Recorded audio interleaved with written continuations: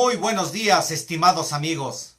Hoy, su amigo, Dr. Ramón Camacho Delgado, abre su página de medicina y algo más, con la finalidad de tratar un tópico que es muy interesante, pero además advierto que mucha de la información que voy a presentar tiene un sesgo, y el sesgo es personal. El sesgo es de mi simpatía hacia ese grupo al cual va dirigido este programa, y es al magisterio. Le he titulado a este trabajo, a este ensayo, la realidad económica, política y cultural del magisterio. Vuelvo a insistir, aquí el único sustento real es mi simpatía por el magisterio y que por supuesto de parte de una de las alas más importantes de ese magisterio, la parte democrática. Estoy a un lado de la Coordinadora Nacional de la Educación, de tal suerte que quiero mencionar, una vez que he dicho lo anterior, una frase de Juan Jacobo Rousseau, y dice así: la igualdad de la riqueza debe de consistir en que ningún ciudadano sea tan opulento que pueda comprar a otro, y ninguno tan pobre que vea la necesidad de venderse. Juan Jacobo Rousseau.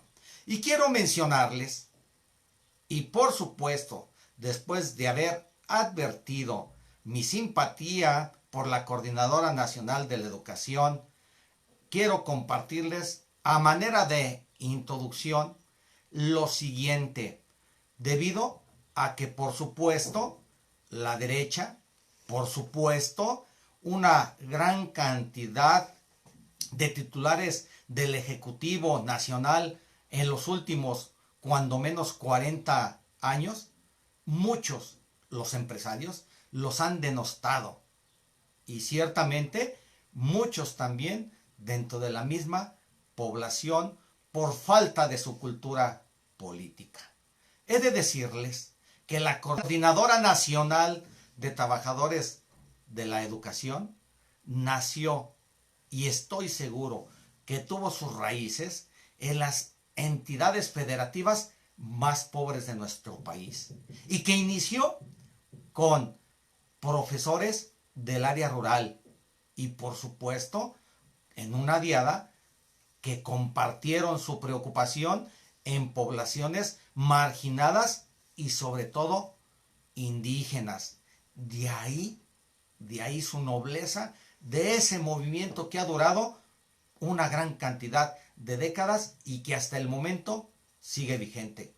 Es cierto, está integrada en estos momentos por muchas corrientes, y corrientes con diferentes matices, pero que aún así eso no le quita que se fue gestando en el alma de México, que se fue gestando en los profesores rurales, que se fue gestando en las entidades federativas más pobres, como fue o como es Chiapas, como es Oaxaca, como es Guerrero, como es incluso parte de nuestro estado de Michoacán.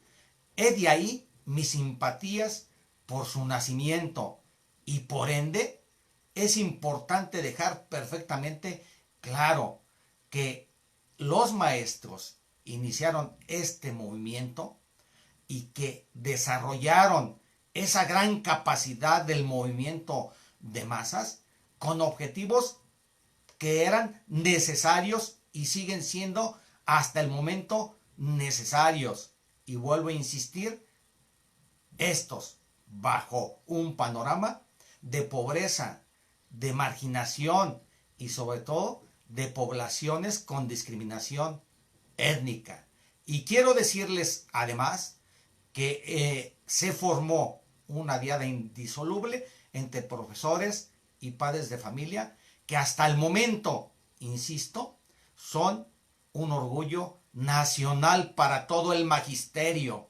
Y por supuesto, yo podría mencionar, sin lugar a dudas, como lo dijo Carlos Monsiváis, que el magisterio, la Coordinadora Nacional de la Educación, son la muestra de que no todo puede ser mejor, sino que seguramente, y lo afirmamos, lo será.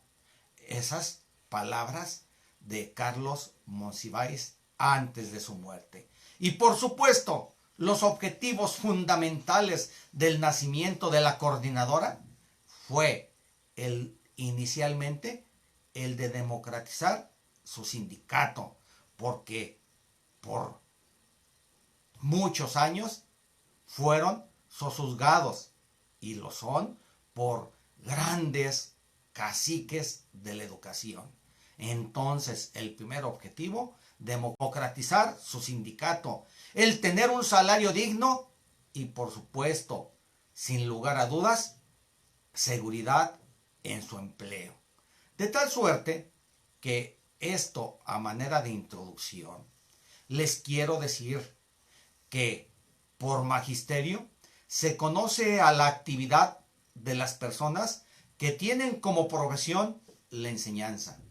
En la Carta Magna de nuestro país, en el artículo 3 se establece: todo individuo tiene derecho a la educación y el Estado, Federación, municipios impartirán la educación preescolar, primaria y secundaria, que conforman en estos momentos la educación básica obligatoria y gratuita. De tal suerte que nosotros podemos mencionar que también en este mismo artículo, que realizamos y que tiene obviamente las características de ensayo, deben de establecerse las características que debe de tener la educación básica obligatoria. Y al mencionar que debe ser la educación que imparta el Estado y tendrá que desarrollar de manera armónica todas las facultades del ser humano, fomentando en él, a la vez, el amor a la patria, la conciencia de la solidaridad y, por supuesto, en la justicia, garantizando la libertad de creencias. La educación, por supuesto, debe ser laica y que se mantendrá ajena a cualquier doctrina de índole religiosa. Es pues también que el sistema educativo contemporáneo se está caracterizado en los últimos años, en las últimas décadas, por falta de calidad, porque hubo la supresión de horas clase orientadas al fomento de educandos críticos, de educandos pensantes, con una disminución constante en su inversión, insisto, con malos salarios a los profesores en general, y vuelvo a repetir, producto de cacicazgos inveterados. Uno de ellos fue el de Carlos Jongitud Barrios, y su cacicazgo duró desde 1974 hasta 1989.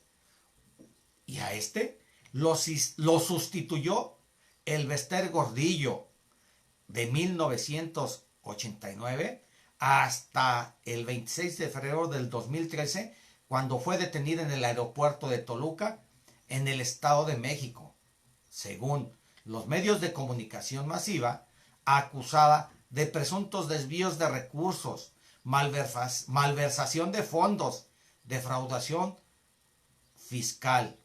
Y quiero decir que estos caciques impuestos en su momento por el presidente en turno, y fue sustituida por Juan Díaz de la Torre, que hace pocos días renunció una vez que la maestra fue excarcelada. De tal suerte que la educación en nuestro país siempre ha sido un sistema clientelar y la base de políticos como estos que hemos mencionado, caciques que se venden al mejor postor y por supuesto a partidos políticos. Y siempre están alejados de los verdaderos intereses de un verdadero modelo educativo que promueva una educación de todos y para todos. Y como consecuencia, quiero decirles en este ensayo que en el año 2010, por supuesto, existe un deprimente posicionamiento y una evaluación que hasta la fecha es vigente. La alta deserción de las personas, de los jóvenes, de los niños, de los discentes en nuestro sistema educativo. Y se afirma que 14 solamente de cada 100 niños inician la primaria y que concluyen 14 de cada 100 estudios universitarios. Y por supuesto, no se puede ocultar que existe una alta deserción. Y ya está estudiado que esa alta deserción inicia en la educación básica y alcanza su más alto y profundo problema en el bachillerato, en la educación media superior. Y ya no se diga la deserción escolar, que por supuesto también se presenta a nivel profesional. Por ejemplo, se dice que en el área de la salud puede alcanzar estándares también muy importantes. En el caso de la Facultad de Ciencias Médicas y Biológicas, doctor Ignacio Chávez, en un estudio realizado por quien les habla, encontró que la deserción escolar en el primer año va de 10 al 14% en el solamente primer año de la carrera de medicina. Y quiero decirles que el promedio de nivel educativo, el más alto, es en el Distrito Federal, con un promedio de 10 a 11 años como promedio escolar. Y siendo, vuelvo a repetir, en entidades federativas pobres como Chiapas, Guerrero, que a veces apenas alcanzan el promedio de 6 años de educación. Y eso sin contar la gran cantidad de analfabetas que existen en nuestro país y que rebasan los 7 millones de mexicanos. La CENTE, la Coordinadora Nacional de Trabajadores de la Educación, afirma que todo proyecto de educación y cultura es una alternativa de dirección intelectual y ética íntimamente engarzada a un plan de lucha política, de fortalecimiento y transformación de identidades sociales en el plano de las personas, la clase, el grupo y la nación. Y por supuesto, la lucha política es para la refundación de las identidades de nuestros pueblos, para la reconstrucción de la nación vista como un todo en un proceso, como una rearticulación de sus territorios, de las clases trabajadoras, como reconocimiento de sus particularidades culturales y sus universalismos, como una apuesta al futuro. Es decir, la conquista del presente, la recuperación de las fuerzas productivas y las potencialidades humanas. No hay duda que la CENTE, en su proyecto cultural, refiere concretamente: el educador pregunta a los educandos cuáles son sus aspiraciones, busca saber qué nivel de percepción tienen de los problemas y las soluciones y cuál es su visión del mundo. Les enseña a encontrar el todo que se les escapa y en qué se inserta su conocer, su hacer, descubren el mundo de ellos. Después, el educador puede dar su visión del mundo, su percepción de los problemas a distintos niveles. El educador puede suministrar también cómo se dan las luchas por objetivos comunes. Y por supuesto, Paulo Freire afirmaba también, la educación jamás debe ser neutra, la educación jamás debe ser apolítica, siempre debe de haber una definición que sustente exactamente la formación del docente. Y aquí entra el aprender a actuar desde la existencia de cada persona, grupo o conjunto de grupos, que en forma reflexiva y en que las conciencias intencionadas van vinculando sus conceptos y actos a una totalidad más y más comprensiva.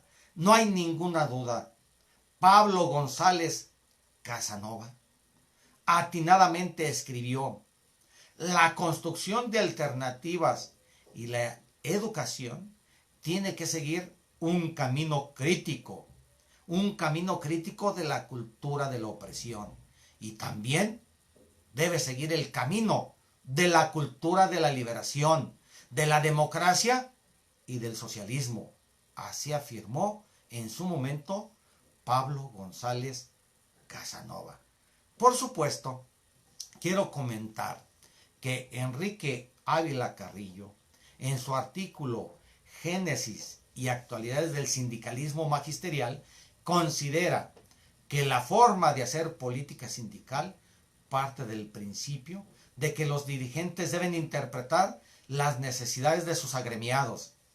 La prioridad debe ser una política incluyente, no imponer, sino convencer o ser convencidos. Y la lucha magisterial no es nueva, lleva años y años y ha conocido actitudes de todo tipo, desde actitudes mesiánicas, cuyos dogmas ideológicos han llevado al fracaso, las luchas del profesorado a nivel nacional.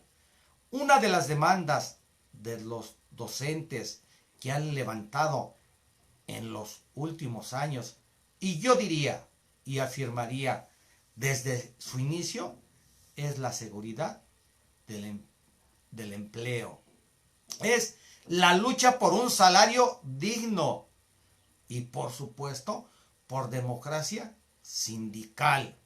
Y que después se abrió también a una democracia en todo nuestro país, y que estas demandas puedo afirmar que no han perdido actualidad.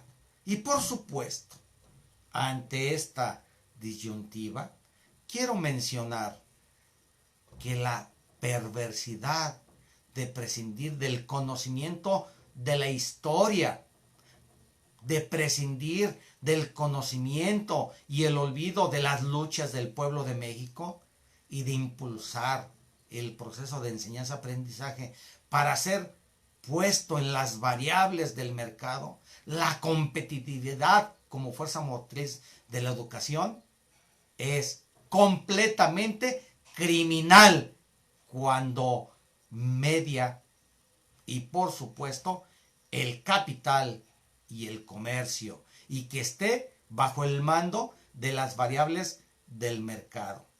En este ensayo, vuelvo a repetir, existe el sesgo fundamental de mi percepción y mis simpatías por la Coordinadora Nacional de la Educación. Bueno, pero en fin, este programa es para que surja a la discusión, a la búsqueda de una información más profunda, y no solamente obviamente mi punto de vista personal. Y puedo decir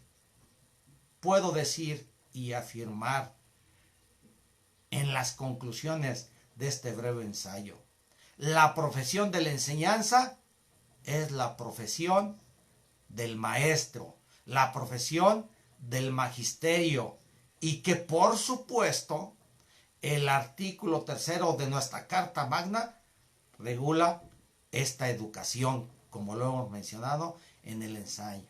Y el sistema educativo contemporáneo se caracteriza por falta de calidad y calidez, con una disminución constante de una inversión cada vez más baja y con más malos salarios para el profesor, para el docente, y que la mayoría de las veces y en las últimas décadas ha sido objeto y producto de cacicazgos impuestos por los gobernantes para tener un control del magisterio. Y vuelvo a repetir en estas conclusiones: la deserción escolar es muy elevada.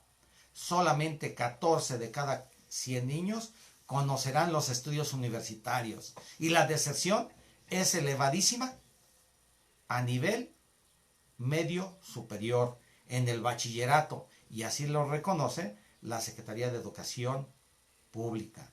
Y que por supuesto el grado de promedio de estudios a nivel nacional apenas alcanza de 8 a 9 años. Sin olvidar una triste realidad en nuestro país: más de 7 millones de mexicanos que son analfabetas. De tal suerte que la Coordinadora Nacional de Trabajadores de la Educación afirma y hace válido que su proyecto de educación y cultura es una verdadera alternativa y que siempre debe estar integrado a la lucha política, porque de no ser así seguiríamos siendo ignorados, y que las demandas de los docentes que han levantado en los últimos años, sin lugar a dudas, siguen siendo vigentes, como son seguridad del empleo,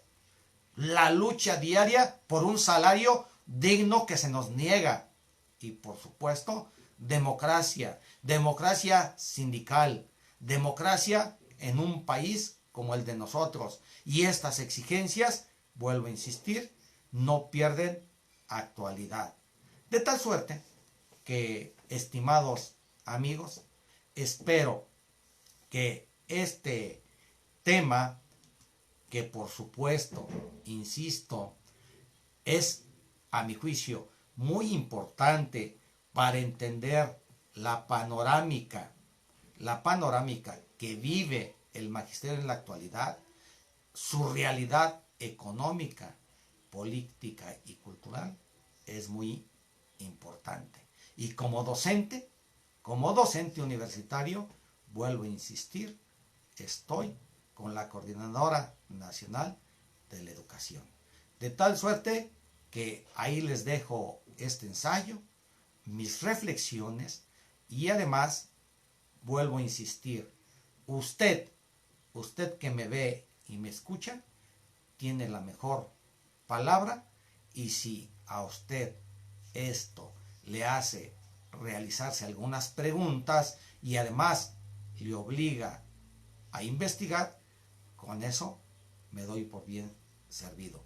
Se despide de ustedes su amigo doctor Ramón Camacho Delgado, cerrando esta página de medicina y algo más, donde el objetivo fundamental es fomentar la ciencia, la cultura y el arte. Si a usted le gustó este programa, solamente le pediría que lo comparta con sus amigos, conocidos y por supuesto con quien crea usted que le sea de utilidad.